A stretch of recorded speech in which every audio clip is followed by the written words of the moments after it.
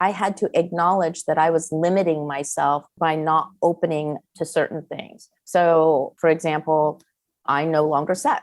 I work with other people and do that so I can continue doing what I love, which is designing, connecting with others, and making more people feel like heroes and having positive impact in the world. That to me is more important. Today, we get to speak with Delane Cooper, a dreamatizer. She dreams people's stories into jewelry. Her process involves meditation and sleep, where the design and story come to her.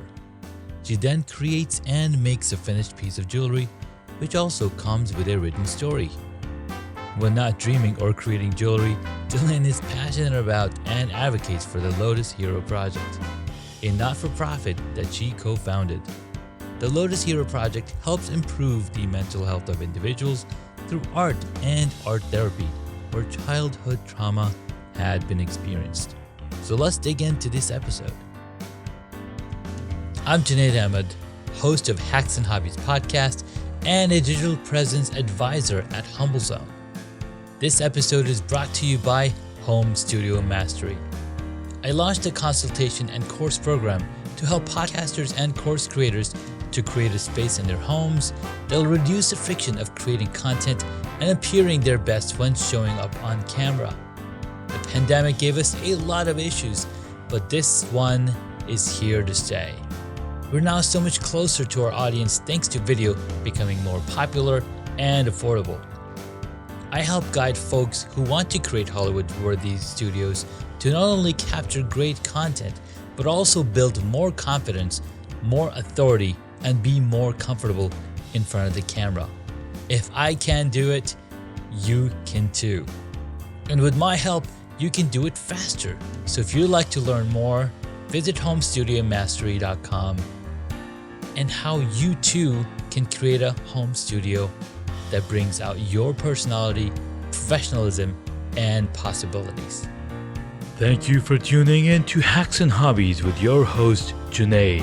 We're visited by our amazing guests coming from all walks of life. Want to learn their story, their struggles, and their journey on how they got to where they are today. So stick around. Delane, thank you so much for coming on to the podcast.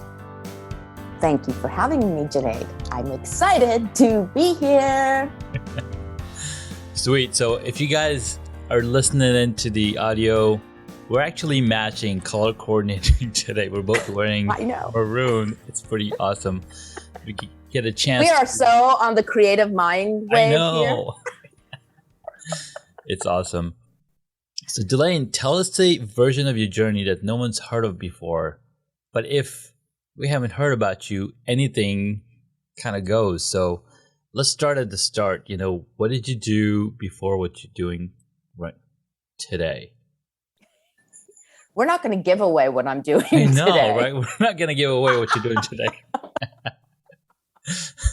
So, back in the day, and we'll fast forward to before or post, I was energy and an idea. So, fast forward the whole birthing process, childhood, right, and we're into adulthood here. Well, actually kind of pre. So back in the day, I think what is important is, because I think it contributed to skill sets that I now have and have been practicing for a very long time. Mm-hmm. And that's sales and marketing. So I am a foster child and I was adopted when I was, or I shouldn't say adopted, I was put into foster care when I was 15, went into a couple of homes. And the last home that I'm in, that foster mother and father are now my parents. And what was fabulous about that, Junaid, is being 15 years old, you think you're a regular teenager and you're going to go out, carouse and everything. Oh, no. My foster mother walked me into a retail store. She knew the owner and she said, "Hello, Martha. This is my new daughter." And the woman looked at her, looked at me. And you have to understand, my mom is like Scottish, Irish, so we don't look alike. Right. She said, "Well, anyway, she's old enough. She needs a job. You need her." And Martha looked at her and said, well, I have a manager. Actually, she should come back on Saturday. So fast forward, I go in on Saturday, and turns out the manager who's interviewing me is the same person who is in my debate class. And, and she's, what are you doing here? I'm here to interview for the job. What are you doing here? I'm the manager. Like, oh, well, you got the job. So here, that was the start of a sales journey for me, because it was this beautiful small retail space that sold antiques to jewelry to high-end crystal clothing. And it taught me to interface with different kinds of people, from children who were buying presents for their mom to adult women on how to sell to them, and selling to men who were buying for their wives or girlfriends. What was different for me, though, was that I was selling to people who were of a different class that I came from, or I should say economic class. Mm-hmm. And so I made a lot of mistakes and put my foot in my mouth many times, had to be spoken to in the back room. Mm-hmm. And that was the beginning of my journey of sales and marketing. From there, I sold sales for sailboats. I did rolling stock, which is railroad equipment, so equipment leases. And then I went into tech. I'm selling wire and cable. And my last stint was primarily selling components for data centers for large Fortune 100 institutions, such as Morgan Stanley Dean Witter, Citibank Travelers, working with organizations like IBM. Nice. And then, so that contributed to that. And when I got married, my husband said, if you did not have to wait until you were 65, what would you do? What do you mean? And it's, I don't know if you've ever had this, Janae, but like, my husband is asking me, if you could, like putting it on a platter, if you could do anything. And I thought, And there was an opportunity to see if I wanted to go back to university. So at one time I thought lawyer, and I thought, no, I don't want to do that. So the reality came down to goldsmithing, painting, and teacher. And so I had some friends who were teachers at different schools and shadowed them. No. God bless all you teachers that are out there. You are, I can't handle it. Man, I just bow down to all of you, because that energy and that patience and love for working with children and seeing minds grow and contributing to hearts and minds growing and being active participants in this world. You people are very, very special. And I just bow down to you. In regards to painting, Amen. I don't know why, Janae, but put a paintbrush in my hand and just that creator's block just could not get that like, what brush. Do I paint? What do I paint? Yeah, could not get that brush. Because you got to paint out of your own. You got to paint out of your own mind. You got to paint out of your own motivations or creativity or inspirations. So have you, right? Exactly. It's hard. It's hard. Yeah. And then had the opportunity to take some local goldsmithing classes, and I just found my groove. And over time, I sold beaded jewelry and then started making other pieces of jewelry like earrings and easy pendants. And then as with anyone who's in an industry, so now we're talking about what I do today. Today? Yes. We're in the future now. We're no longer talking about a hobby. Because in essence, I did work for Disney and did jewelry on the side. I was a sales engineer for different engineering firms, did jewelry on the side. And when an opportunity came up to actually do this full time, I really had to sit back and figure out what would make me different. And this is what makes me different. I am a Dreamatizer, because Ooh, I know, huh? What I do it's is I sit fascinating. with the people that I work with and I listen to why they want this piece of jewelry. And sometimes the jewelry is an engagement ring. Sometimes the piece is family has inherited a lot of jewelry and they want to actually remake all this jewelry into a new piece. And so it's finding out why this is important to them. And then what I do is I dream that story into a piece of jewelry. And so from our interview, if you will, I will take those elements and I Yeah. sit with it, do a little bit of research online for some special meanings. I meditate on it, Junaid, to see what resonates. And it's almost as if I get a download. And I know this may not vibe with everyone, but I get a download from Mm-hmm. spirit. And in my sleep is when that upload happens into my dreams. And I get a design and a whole story that I write out and present to you, the customer. So there you go. We're present Dang. day, Junaid. How is that? I love every aspect of it. I mean, I'm looking at that's exactly. I mean, what's funny is that I do very similar, but in the space of designing an application because you got to know what the requirements are. You got to know what the customer's trying to achieve. What's their journey that you're going to go through doing this, right? So I love that because you're not only getting all the feedback, getting all the desires from the customer, right? So you're basically reshaping all of that into something brand new. I've been told I'm an alchemist. Mm-hmm. You're literally the alchemist. And what's beautiful is I'm inclined to say that you might be a projector, but I don't know. You might have to tell me that.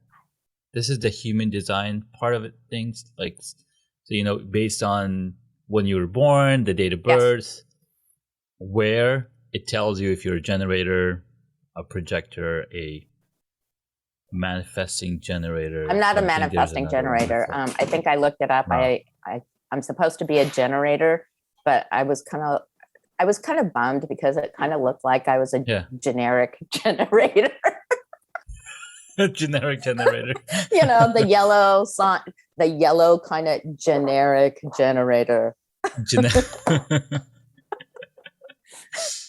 No, that's really powerful because you're taking all of this and you're putting it together into something that they're going to value for a very long time, right? It's going to be and potentially handed down to future generations. I mean, some of the pieces that I have created, they have been designed with their children in mind to actually inherit it. Because in some cases, like the center stone will be the grandmother's diamond, or it was a great grandmother's diamond.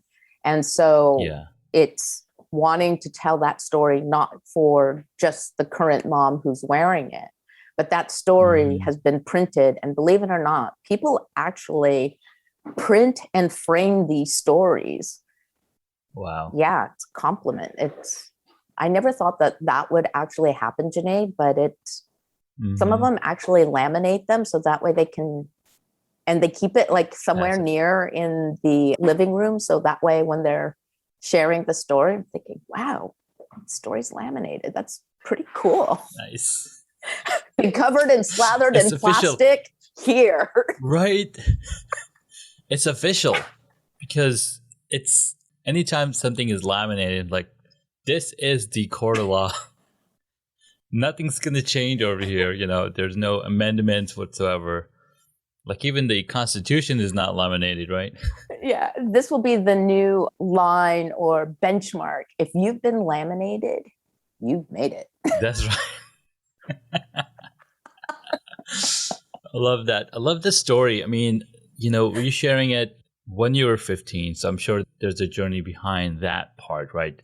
But when you were 15, you started working or you started in a space where you're learning from all the people around you. And it's interesting when you mentioned, you were brought in the back and, readjusting that, what you're supposed to say, how you're supposed to take information. That kind of makes sense of somebody who might be a generator, because my son is a generator and we're constantly tweaking, like, no, go do this way. Hey, you forgot this thing, kind of thing. I mean, it's because they have a vision of their own that they want to present. And completely. I mean, just to give you an example, here I was, as I mentioned, back in this retail store, and she had this quite a large window where, unlike some of the retail windows in a small town, this window started with about 2.5, 3 feet off from the sidewalk. Okay. And so it's quite large. Yeah. Anyway, probably a good 10, 12 feet of window front. Can't remember the width of it. But as I mentioned, sold clothes, jewelry, candlesticks, you name it, even antique furniture like little side tables. No lie, Junaid. I did a whole entire window upside down, hanging everything from the ceiling. Like these candlesticks that were worth hundreds of dollars upside down with fishing line. And I was like, okay, this candlestick weighs X amount. This is, 20-pound fishing line. This should work. But hanging everything upside down, and people, and this was on the main street in the small town, and people almost getting into accidents. Anyway, people would actually come in and say, what is wrong with you with this window? Like, I almost got into an accident because everything is upside down. And she said, well, it worked. That person should be fired. Like, you came in, what would you like? That's the idea, right? We're grabbing your attention. And if you're not paying attention to the road, well, that's your fault. But you take did come in. Responsibility for what you're paying attention to. Exactly. But you came in, and it's a great marketing tactic that we did, I guess. Wow. Yeah, it's about being able. If you're given a box, how can you take that same box and make it interesting? Because not all time, it's not as easy, or many of us may not have the opportunity to work outside that box. And when I say many of us, sometimes, whether that be someone who's an economist, a lawyer, a mathematician, even a realtor, there may be some constraints that you are bound within that box, right? Yeah, go ahead. And sorry, you're fine. Air compressor coming on. But unless you are a creative where you're painting or creating a piece of jewelry, but even jewelry has some boundaries that we still have to play within, because it's all bound by metal, if you will, and what the properties of that metal can be. But if you are having to play within that box, this is where creativity comes in. What can you do to make that box interesting, or have people be able to view that box, even though it may be square? It's the illusion that maybe it's oval. What can you do? And that's what that window was. And it's interesting because as I'm speaking with you and sharing this with you out loud, I didn't have the foresight to think that all I was doing was working within a box and playing to have people see that box differently. That's all. No, I love that aspect of it. Having those constraints is so important, because the only way to be creative is to find those constraints. Because if it's like you could do anything you want, like, well, that's impossible. Right. Because we only have a limited capacity to be creative in a certain aspect. When you put boundaries around it, it makes it a lot easier. I'm like, okay, I can't go past this one. I can't go past this one, but I can do anything that I want in this space. And I love saying that to whenever I do get interviewed for a job, like I love constraints because it tells me, okay, hey, these are the boundaries that you can design into. When we were designing apps for smartphones, this is a small screen that you have. This is your constraint. You can't go beyond this. Beyond this, sure, you can make something that's scrollable, right? But then again, you got to think about all of those aspects. So I love boundaries. I set up anytime I'm designing something on even on desktop. So okay, I'm gonna design something in this squared, one by one, because it's gonna be an Instagram post, or it's gonna be going over here. It's gonna be going on this web page. So now this is my constraint. How can I bring elements together? So yeah, I love that. Well, to your point, because you mentioned a word that triggered something for me, was sometimes when we work within constraints, we think it's impossible. And I'm sure you've heard this, but impossible is short for I'm possible. Yes. I'm possible to actually think through this, to be creative enough to approach this challenge and see what is possible. Yeah. And I think it's interesting how time and growth, those are two really important things that I see that contributes to being creative, unless, I mean, there are few that are truly born that, oh my good golly, bow as to how creative you are. Yeah. But that as an entrepreneur, we've participated in calls on this where it's the long game, where it's time, experience, and being open to growth that all contribute to how creative we can be. 100%. 100%. And what's beautiful is when you have constraints, for example, if you were to design an icon, they can only be, certain pixels large and tall. Okay. You're given a very specific space to work with. And you'll see iconographers, like people that design icons, like how much creativity goes into that, right? It's just mind-blowing. And I ran into this guy, Ron Russes. I can't even say his last name. But he basically is the creator of a site called Flat Icons. And I just ran into the site because I was looking for something. But then he's designed like the entire design system for TurboTax, designed his entire design system and icons for GoPro and like all of these big companies. And when you look into that, wow, you had just this much space to tell a whole story. And then, we've been using emoji for the past, 5 years, maybe it's even more longer than that. Like one icon having the capability to contain so much language, so much thought. It's just amazing. That shows, constraints are so important for us to even get out of one space to another space. Oh, exactly. I mean, it's all relative in regards to, because you're talking about constraints of space. Like a piece of jewelry is a constraint of space.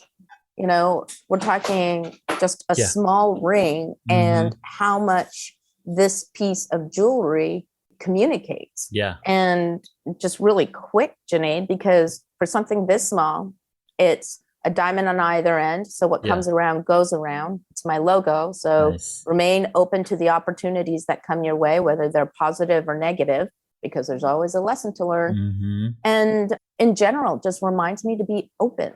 Yeah. Like similar to icons, there's a lot packed in. There's a ton packed in that little thing. I love that. That's beautiful.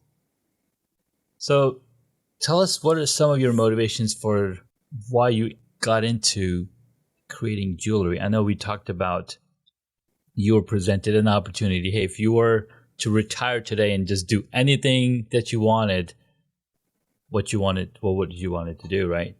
So, and you tried the different things, like, do I want to be a teacher, painter, etc. What motivated you to, or pulled you towards this specific? A couple of things. One is impact. And when I say impact, I'm not changing the lives of like a society or anything, Yeah. but impact on an individual. One of the things that I love doing, because many people who come to me, they want to mark a point in their life. And when I distill the story, it really comes down to this. The person that they've been looking to save them, help them, get them out of themselves, whatever it may be. Mm-hmm. The person they've been looking for this whole entire time for decades was themselves. Yeah. They are their own hero. So I make hero rings for them. And to remind them, the hero isn't out there. The hero is in here in each of us. And Amen. When you put this superpower ring on, know that you'll be able to go out into your day and not only be a superhero for oneself and advocate for oneself, but it also is being a superhero because you show up truly as who you are. You're going to be making positive effect out in the world. And so one is making impact that way. Two, because it's such jewelry, Junaid, is so intimate. I mean, it is, yeah. It's a piece of jewelry that we wear on the body, similar to tattoos. Those are very intimate. Makeup is intimate. Anything that we put on our body, clothes, intimate. Let me put it to you this way. When I used to sell Cat5 cable and patch panels and cabinets for a DC, a data center for a company, not once, ever, did a CIO or a CFO do this. Oh God, Delane, that patch panel, God, my life has been changed because of our data center. No. Never happened. It's just a transaction. Yeah. Right. But I have had, I've had I think he was 64, maybe 64, 65. Man brought to tears when I presented him with an anniversary ring to give to his wife. And I looked at him and I said, "Are you okay?" Like I was thinking, I hope this ring is like, we agreed on the design and this was all good. Like, what's wrong? And he held the ring and he looked up at me, and we're in a coffee shop, so this is not looking good for me. Right. Getting a little nervous, a little hot. And he looks up and he says, "Delane, this is absolutely beautiful. And you have no idea how excited I am to give this to her." Yeah. With tears rolling down his face. And so my husband and I have this internal joke. He'll say, "Did they cry?" And yes. And he said, "Good job, honey." Good job. So it's really tears, success. Tears equals success. Yeah. Yeah. If it's, I love that. Like, I love it. You know, people, I've had people actually say they've held back the emotion because they're also unaccustomed to showing emotion. Right. And that's true. So to be able to touch people's hearts in such a way, it's part of their body, part of their life or lives, especially if it's a marriage or anniversary, and potentially their family, because it's going to be, passed down. Those are the kind of impacts that touch my soul, touches my heart. Don't get me wrong. I'm really glad, people's finances, all those bits and bytes are going back and forth, because now, we got NFTs and everything. Right, exactly. All important. Don't get me wrong. But yeah. Now that you mention it, what if each article or each piece of jewelry that you create was created into an NFT as well? Like, why not? Like an image of it. becomes an thought of NFT? that, Yeah. Junaid. I have to. Okay, I admit this. I also care about the environment. And one NFT, if I remember correctly, the transaction for one NFT is enough power to support a household for 11 days or something Wow. like that. There's That's enough, a lot of gas. Yeah. a lot of energy, right? Mm-hmm. It's either one house for a day or 11 days, but Okay. nonetheless, one house for even just 24 hours. That's a lot of energy. Yeah. Yeah. And if you think about the number of NFTs that are out there and look at, how Gary Vee has really made NFTs, something for many of us to go after. Don't get me wrong. Right. If there were opportunities that more places were supportive of solar energy and wind energy, where there's electricity being generated outside of nuclear. Right. Sorry, I'm getting a little technical here. Environmental It's good. girl. It's good. I like it. But I'm just not comfortable. I do like the idea. I mean, the idea of itself, having people, taking their phones and going, oh my God, I got this piece of jewelry and I own a piece of Delane. Yeah. Don't get me wrong. Little ego Delane down in here is like, whoop, let's do it. I know we gotta balance the odds, see what's sustainable and welcoming to the environment as well. And as we go slowly into renewable energy, and that gets more and more, and I don't know when that's going to happen, but that's an excellent point. There, because they talk a lot about gas, and as in the transactional fee that each time you buy an NFT or exchange NFT or own Ethereum, it's just there's a ton of that for sure. Mm-hmm. Absolutely. And to the eco point, a lot of so for example, many people bring to me old jewelry. Mm-hmm. I recycle all of that. Yeah. Much of the metals I use are primarily refined, and then so recycled, refined metals to make new pieces of jewelry. Mm-hmm. And so a lot of virgin gold, for example, in Canadian virgin gold is actually used for a lot of electronics, not necessarily jewelry. Right. It makes sense. Yeah. It's one of the fastest conductor of circuitry and whatnot. So it does make sense where it's going. All right. Let's move on. Let's move on. Dun, dun, dun. Superhero.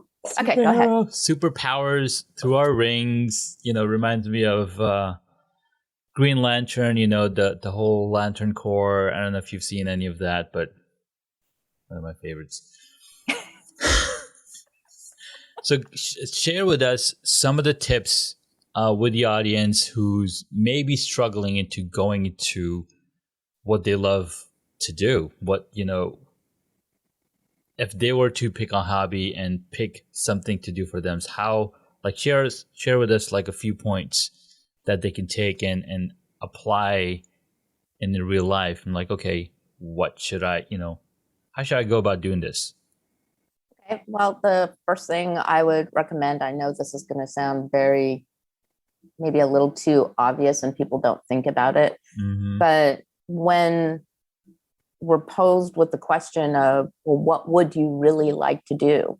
I can tell you for me, and I think for individuals who are posed this question in such a serious way, there's a lot of anxiety that comes up, a lot of fear of past things that either parents or teachers or an experience at school comes up, anxiety of, no, I went to university and I only know numbers. I can't do something creative. Yeah. But people neglect to realize, and we talked about this earlier about working within that box, is we're all creatives. It's just a matter of, are you creative in how you approach a sales cycle? Are you creative in how you're looking at the economics? Are you creative in how you're looking at how to defend someone in a court of law? And so the number one thing is to breathe.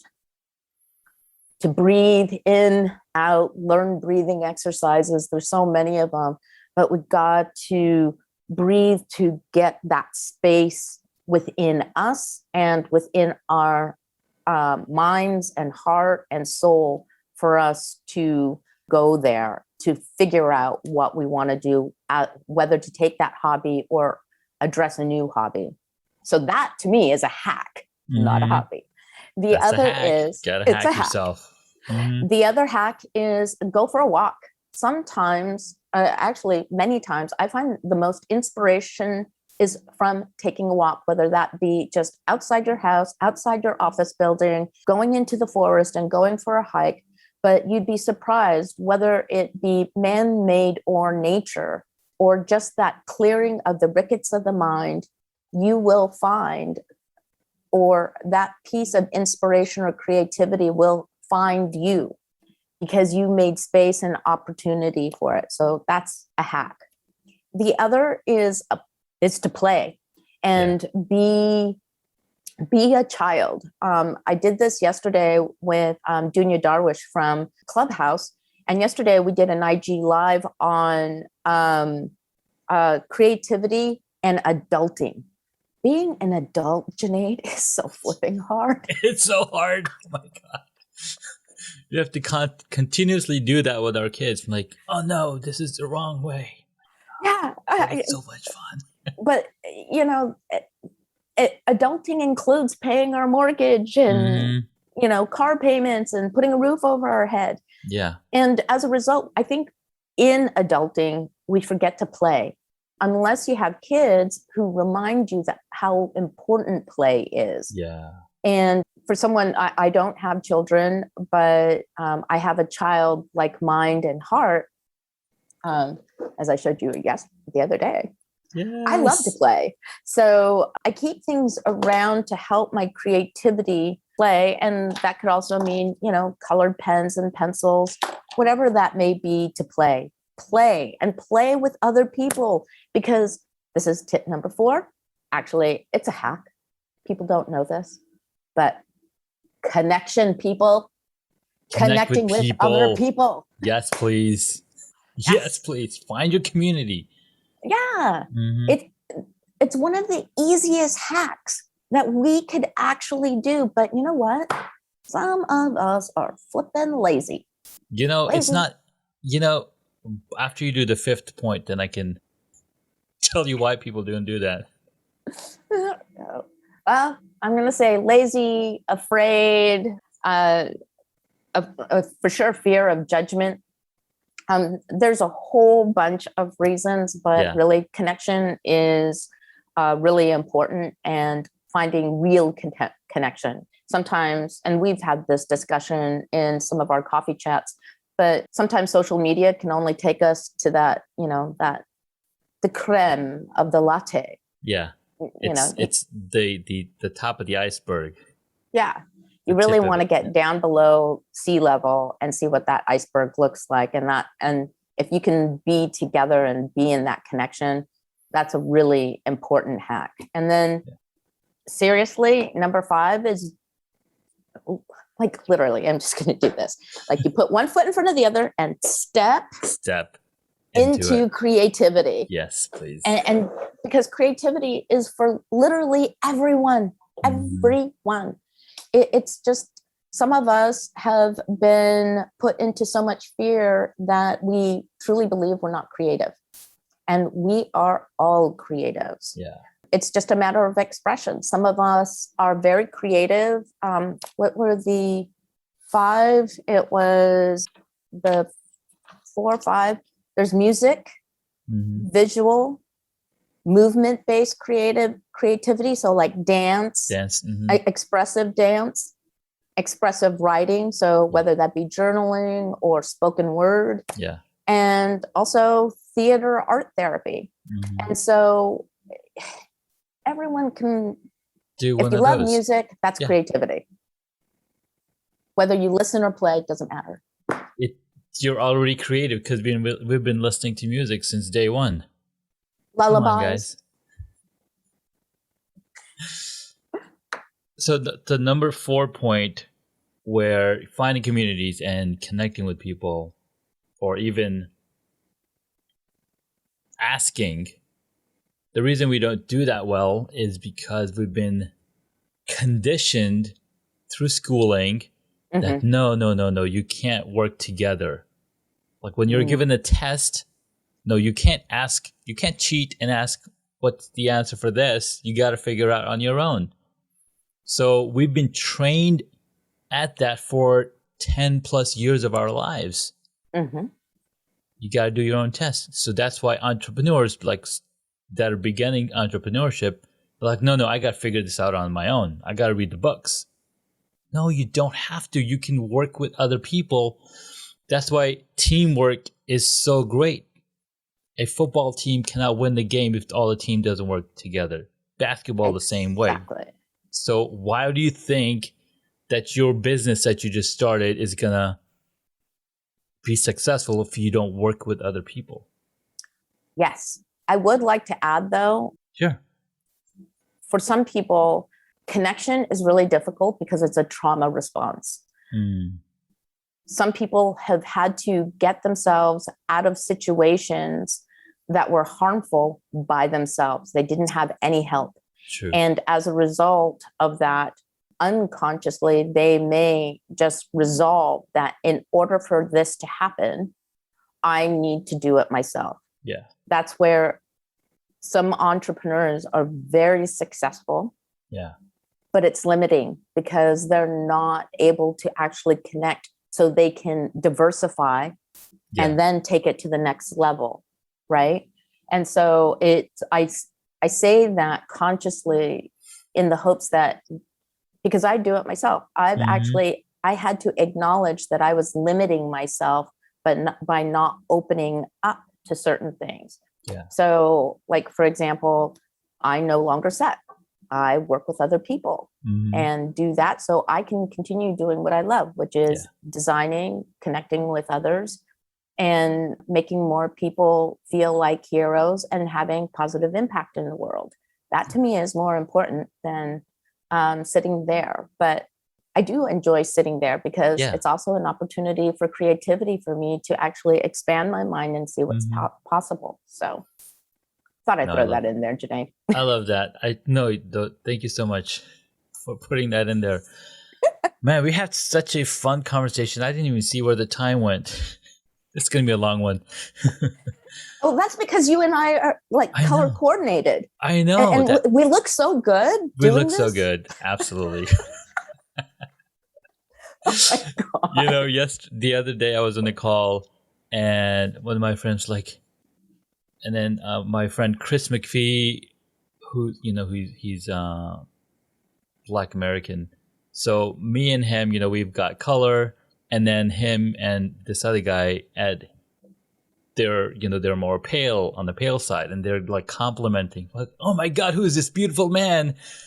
And we're just, a bunch of pale guys over here. It's like, no, that's also limiting yourself because we don't have control over the color of our skin unless you do makeup or something on the crazy side, or utilize filters, right? Or you can use filters, but so it was fun. All right, so now we jump into the fun part of the episode. Not that this was all fun, but these are like quick questions. I like to get some of these answers because let's do it, Junaid. It helps me connect who's in this group of people, who's in that group of people, kind of thing. It's just fun. Okay. And this might be a very easy one because what is the one hobby that you wish you got into? I'm doing it. You're doing it. Making jewelry. Isn't that storytelling the best? Yeah. I get to write stories for people and create jewelry for them. Like, come on. Yeah. Yeah.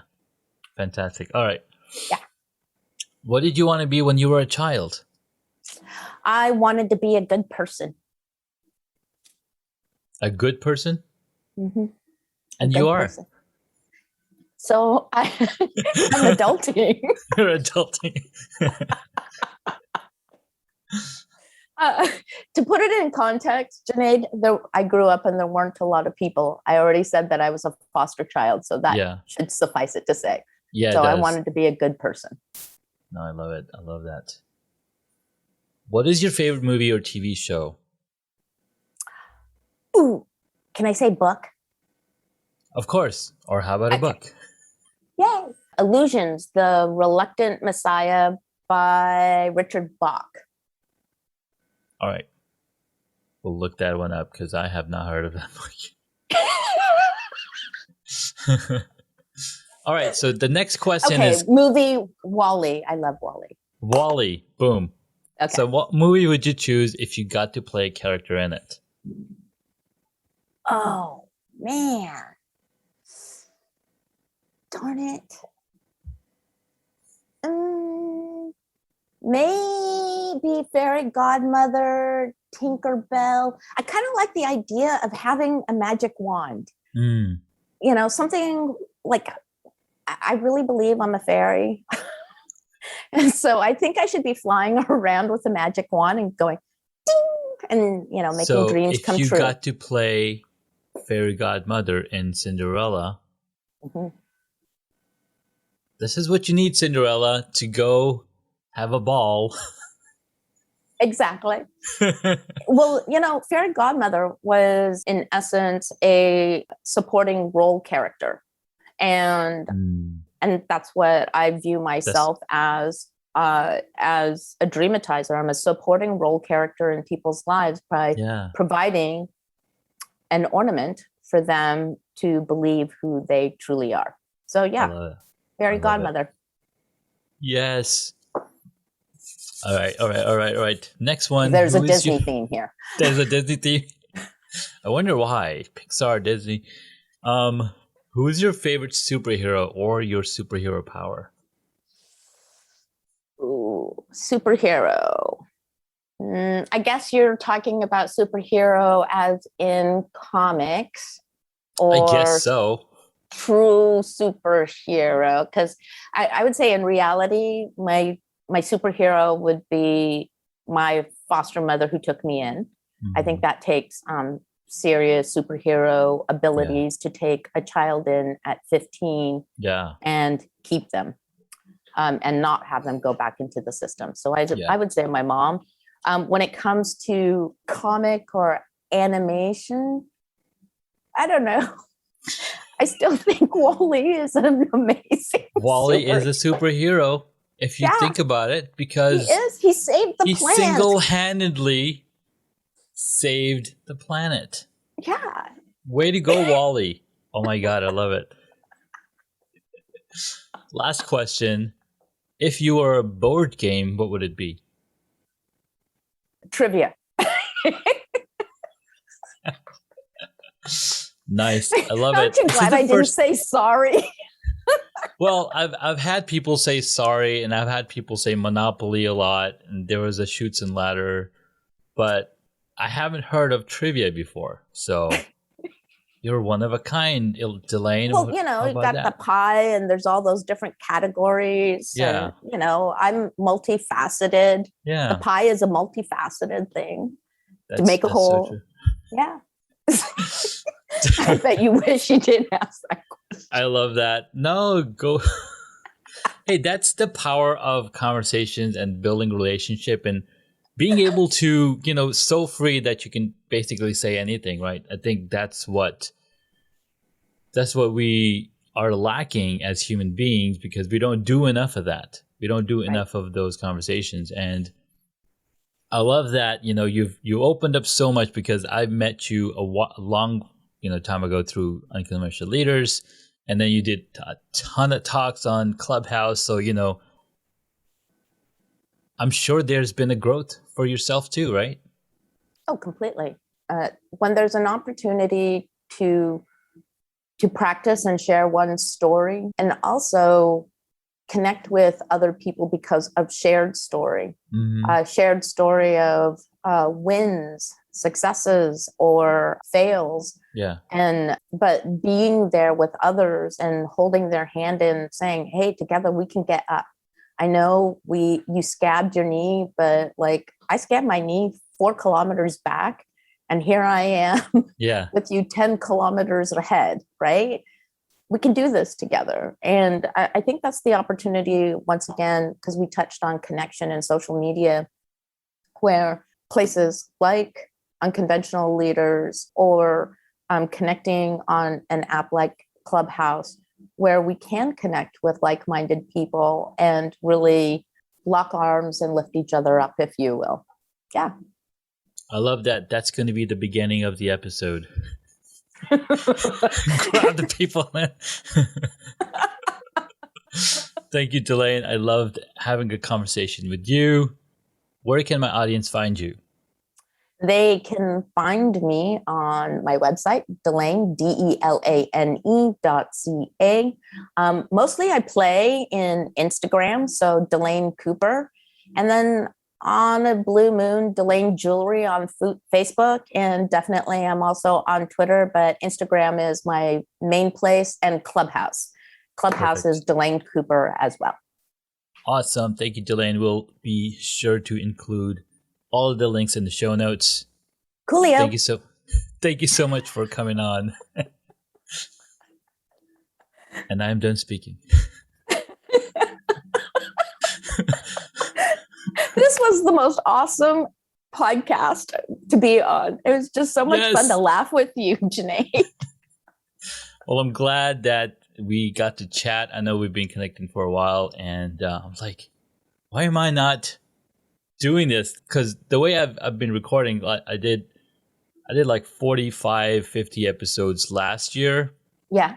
And then so I was like, I'm good for a good 50 weeks. Right. So now I'm like, okay, I need to do these weekly, so then the conversations that I'm having are more current. I know a friend of mine, Inspired Money, he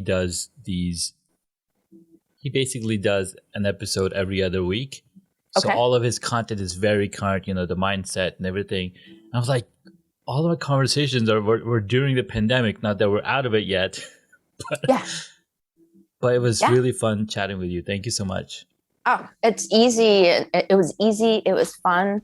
There's nothing worse when you can't laugh. I'm just finding that, you have to be able to have that energy. And I'm just so grateful because I needed to laugh like this morning. Fantastic. Well, you have a great one, Delane. We'll talk soon. Definitely. Talk to you soon. Bye, Junaid. Bye.